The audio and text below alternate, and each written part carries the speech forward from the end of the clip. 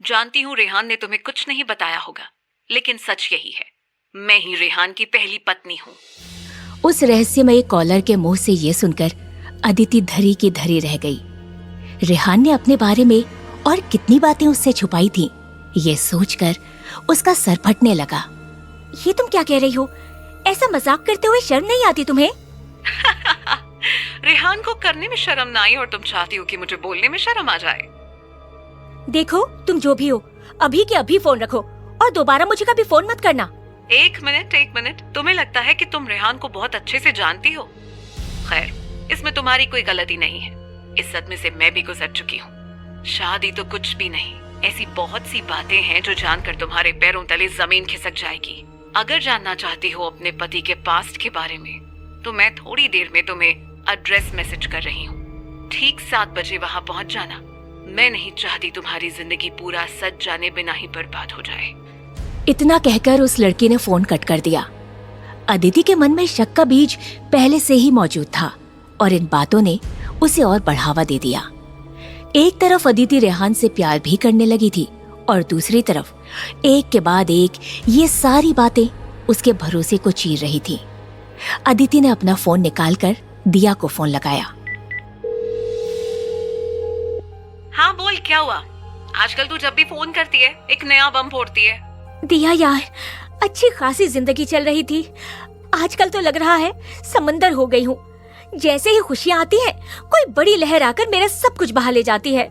आजा यार, बहुत जरूरी बात करनी है। हाँ ठीक है, ऑफिस से निकलते वक्त तुम्हें फोन करती हूँ मैं। इतना वक्त नहीं है मेरे पास। देख, बहुत अर्जेंट मैटर है, मैं तेरे ऑफिस के पास आती हूँ। वहीं पास में ही किसी कैफे में मिलते हैं, मुझे कुछ फैसले लेने ही होंगे। अदिति ने कैब बुक की और दिया के ऑफिस के पास पहुंच गई। वो अपनी बात दिया को बताना शुरू करने ही वाली थी कि तभी ऑर्डर लेकर वेटर वहां आ गया। Here's your order, madam. Thank you. मैं आपको टुडे स्पेशल के बारे में बता सकता हूँ। No, we are fine with the coffee. You know what madam, recently हमने कैफे का पूरा मेन्यू चेंज किया है and our new chef is talk of the town. You must try once. मेरा फास्ट है, उसके लिए है कुछ स्पेशल आपके पास? Not really, but then please अभी जाओ, जब कुछ ऑर्डर करना होगा तो कर लूंगी। Certainly madam, enjoy your coffee. हुआ क्या है तुझे?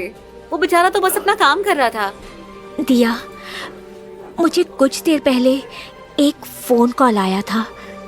एक लड़की ने कहा कि वो रेहान की पहली पत्नी है। व्हाट? रेहान की पहले शादी हो चुकी है?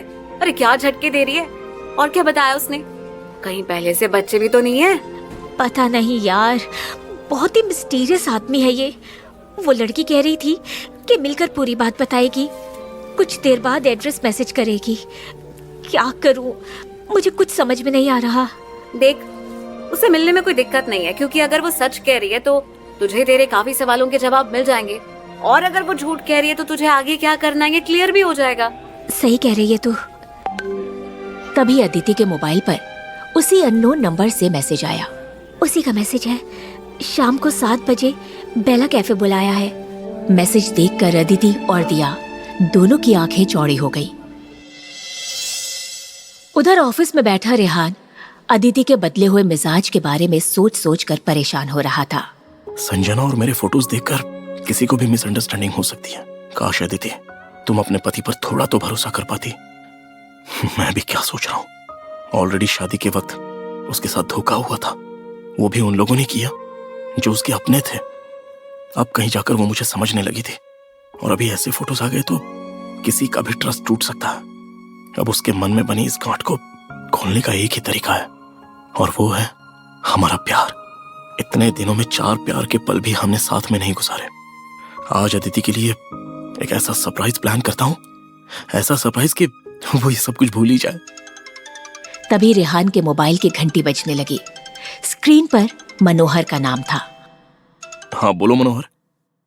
सर, एक खुफिया बात पता चली है। आपके खिलाफ एक और बड़ी साजिश को अंजाम दिया जा रहा है। आपको अलर्ट रहना होगा। कौन है उसके पीछे? हमारे ऑफिस के अपने लोग ही शामिल हैं। मुझे आइडिया था ही।